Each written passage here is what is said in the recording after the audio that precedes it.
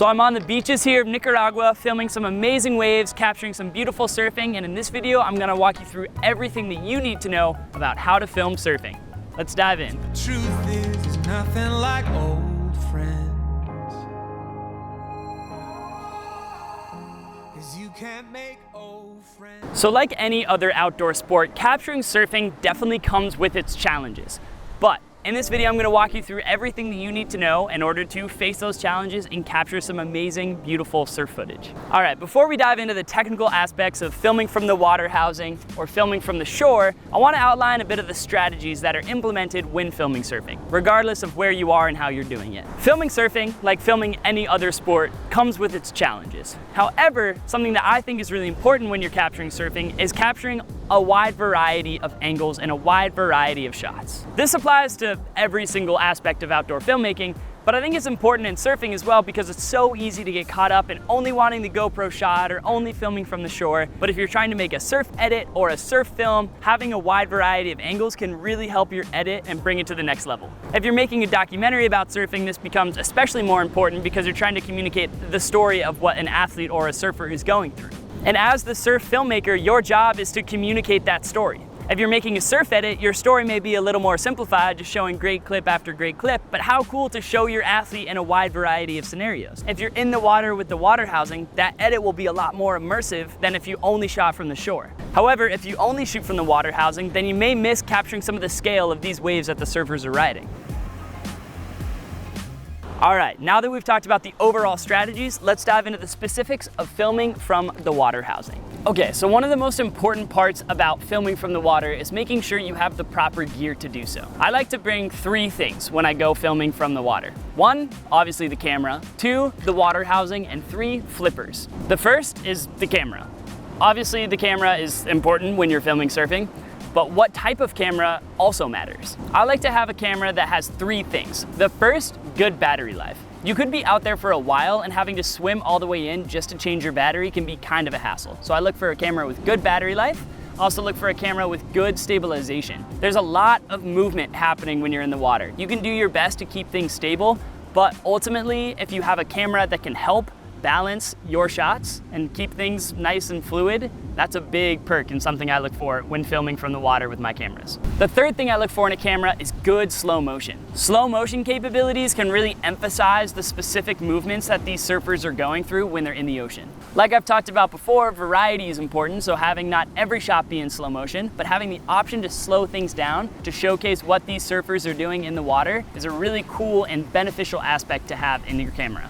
If you want to see the exact gear that I use to film surfing, the link is in the description below. Next up is the water housing. The water housing is what protects your camera from getting drenched when you go in the water. It also allows you to take a high quality mirrorless camera and put it in the ocean. Like a lot of surf filmmakers, I started out filming on the GoPro, which is great, but it only limits you to a wide angle perspective. Sometimes you need to get really close with the GoPro when you're filming from the water in order to capture the surfer doing anything. However, with these, you have a lot of the benefits of a higher end camera, changing settings, changing focal lengths, changing from photo to video mode, and having high quality videos and high quality photos. There's a lot of perks to having a water housing.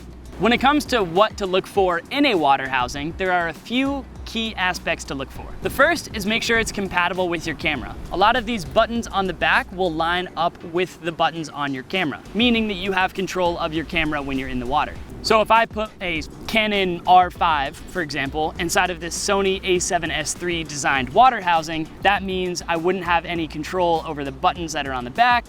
I basically would be putting this Canon camera inside of a box and taking it into the ocean. It also might not fit properly, which means your camera can bounce around, which might damage your camera. So make sure you double check which housing you're buying for which camera. In addition to what's happening with camera settings and what's happening behind the housing, it's also important to think about what goes in front of your housing, meaning what port is attached to the front of this. There are 2 main ports, a flat port, which is the one I'm rocking here, and a dome port. There's benefits to both, but if you're just starting out, I would recommend having a dome port because that's a little more versatile. A dome port allows you to get those shots that you may see of people having a shot under the water and above the water, It allows for a wider angle. The maximum angle that I can have here is a 24 millimeter, which is wide, but maybe not as wide as you would want when you're filming surfing. So having the option to have a dome port and a flat port is great, but if you're only going to get one and you're just starting out, I'd recommend for a dome port because that can also keep the water droplets off the edge a little better as well. There's a lot of things you can do to keep water droplets off the front of your water housing, but most of the time, most surf photographers just lick the housing. For whatever reason, the saliva helps prevent water droplets from sticking. It kind of just slides right off. So if you don't want water droplets in your shot, lick the front of your lens. You'll look silly for a moment, but then you'll get the shots you need without any water droplets in it. My final recommendation for filming surfing from the water is a little less applicable here when it's 90 degrees in Nicaragua, but if you're filming in a cold water destination, making sure you're having an appropriate wetsuit for the water conditions that you're entering. Unlike surfing, you're kind of just sitting in the water a lot of the times, meaning you can get a lot colder. So if your surfers are wearing a 2-3 wetsuit, maybe go for a 4-5. You're obviously going to be swimming and moving around, but I find that I typically get a little colder when I'm filming surfing than when I'm actually surfing. Plus, having a little extra neoprene can help keep you a little more buoyant, meaning you have to tread water a little less and kind of save some energy that way.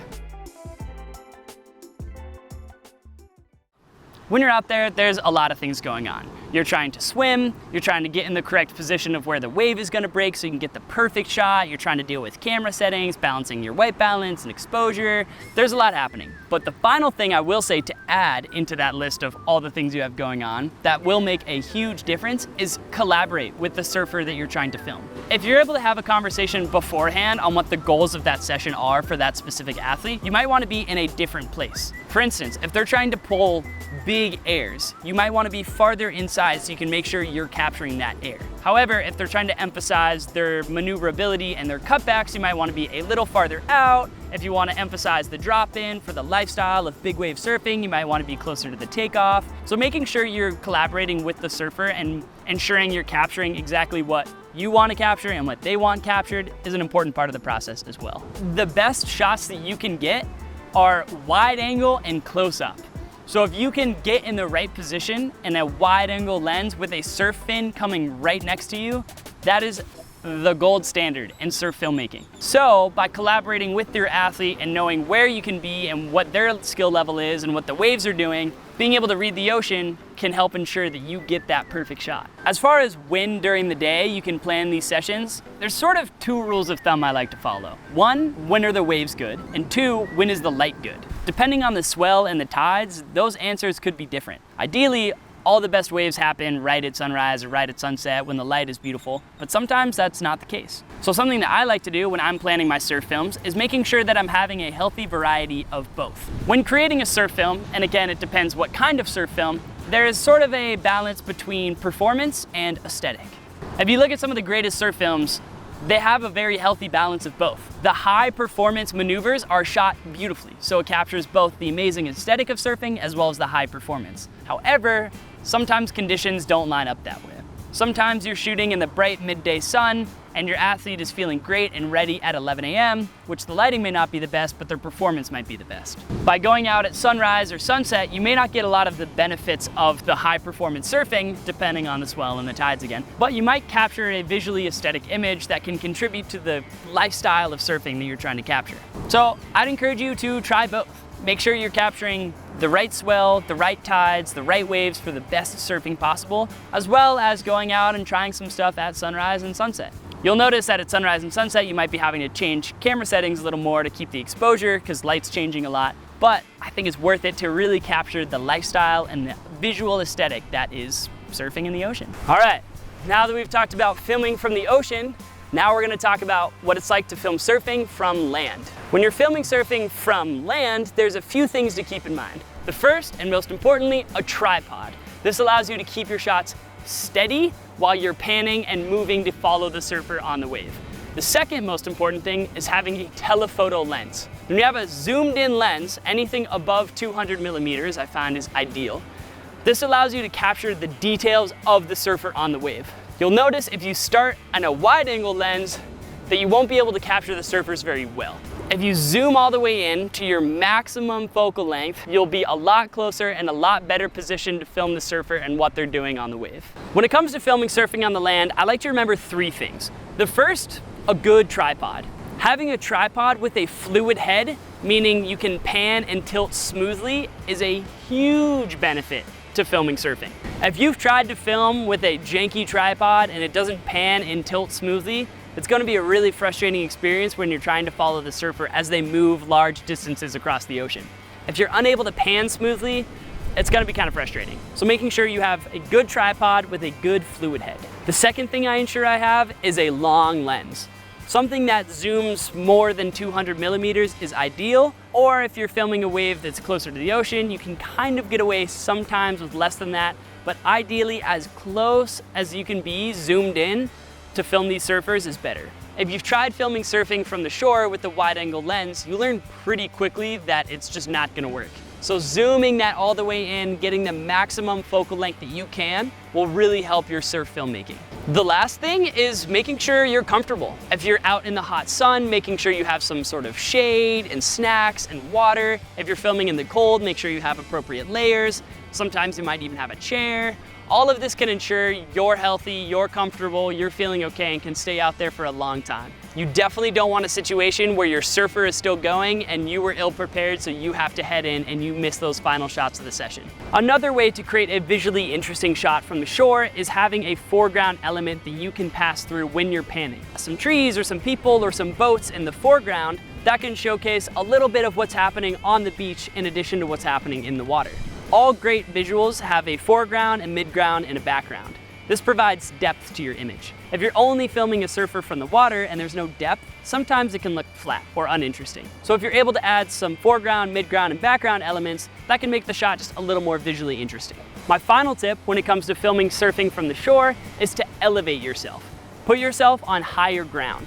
If you try to film right at the water level, you'll notice that a lot of the waves breaking can potentially block your surfer. If you're able to elevate yourself, maybe on a cliff or on a higher section of land, that can allow you to get the best shots possible because your foreground is then clear so that you can see what the surfer is actually doing. If you found this video helpful, feel free to hit that like button. If you want to see more videos about adventure filmmaking, there are new videos coming every Wednesday, so make sure to hit that subscribe button. That's it. I love you. I'm proud of you. Have the best day ever.